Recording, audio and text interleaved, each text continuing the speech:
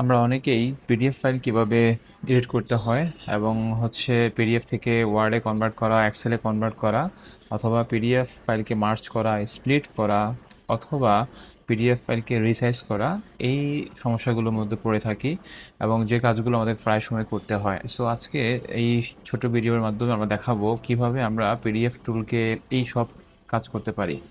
So দেখতে পাচ্ছেন আমার স্ক্রিনে আমি একটা ওয়েবসাইটে আছি, http pdf.pi7.org, pdf.pi7.org। তো এই ওয়েবসাইটটি আমরা ভিজিট করলে দেখতে পাবো পিডিএফ এর বিভিন্ন ইন্টারফেস দেখতে পাচ্ছেন, কম্প্রেস অ্যান্ড কনভার্ট পিডিএফ। এখান থেকে আমরা পিডিএফ মার্জ করতে পারি, স্প্লিট করতে পারি, রিসাইজ করতে পারি এবং পিডিএফকে ওসিআর নিতে পারি এবং আরও অনেক অনেক কাজ করতে পারি। খুব ইম্পর্টেন্ট এবং খুব মজার একটা টুলস এটা। এখন দেখতে পাচ্ছেন পিডিএফকে আমরা সবসময় কম্প্রেস করে ছোট করি। সাপোজ আপনার একটা পিডিএফ ফাইল 10 MB, আপনি সেটাকে 3 বা 2 MB আনতে চান, সো সেটা আপনি করতে পারেন। এবং আহ, এছাড়াও আমরা পিডিএফকে রিসাইজ করতে পারি। পিডিএফকে আমরা চাইলে একটা ছোট পিডিএফকে আমরা চাইলে বড় করতে পারি।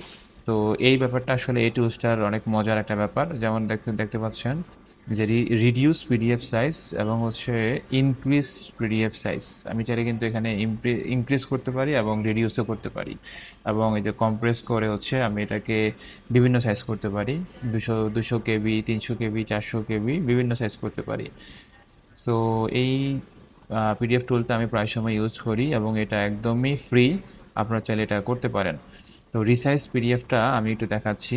রিসাইজ পিডিএফটার কাজটা কি, আপনি যে কোনো একটা পিডিএফ ফাইলকে আপনার মতো করে আপনি এখানে সাইজ করতে পারেন। যেমন আমি একটা পিডিএফ যদি আমি এখানে নিই, যেমন সাপোজ এই পিডিএফটা আমি আনলাম, এটাকে চাইলে আমি রিসাইজ করতে পারি। এই যে আমি এখানে 100 জায়গায় যদি আমি এখানে 1000 দিতে চাই, 1000-এ সে রিসাইজ হয়ে যাবে। দেখতে পাচ্ছেন, এই যে আমি চাইলে এখান থেকে ডাউনলোড করতে পারি, ডাউনলোড করে ডাউনলোড হয়ে গেছে। সো এভাবে আসলে আমরা এই কাজগুলো করতে পারি। এছাড়া পিডিএফ এর আরেকটি টুলস আছে, আই লাভ পিডিএফ, যেটা অনেক জনপ্রিয়। এটা আমরা সবাই জানি যে আই লাভ পিডিএফ। এই পিডিএফ থেকে আপনারা চাইলে আমরা এই টুলসগুলো ব্যবহার করতে পারি, কনভার্ট করতে পারি এক্সেলে, ওয়ার্ডে, এবং ওয়ার্ড থেকেও ঠিক তেমনি আমরা পিডিএফ করতে পারি, কম্প্রেস করতে পারি। আপনি চাইলে এখানে ওয়াটারমার্ক অ্যাড করতে পারেন, পিডিএফ এডিট করতে পারেন, এবং পিডিএফকে চাইলে আপনি লক করে রাখতে পারেন। সেই অপশনগুলো সেখানে আছে। এবং আরেকটা মজার ব্যাপার সেখানে সাইন দেওয়া যায়, সাইনের অপশনটা আছে। সো এই ব্যাপারগুলোর মাধ্যমে আমরা এই কাজগুলো করতে পারি। সবাই ট্রাই করবেন এবং এটা সম্পূর্ণ ফ্রি। তো ধন্যবাদ, দেখা হবে নতুন কোনো ভিডিওতে।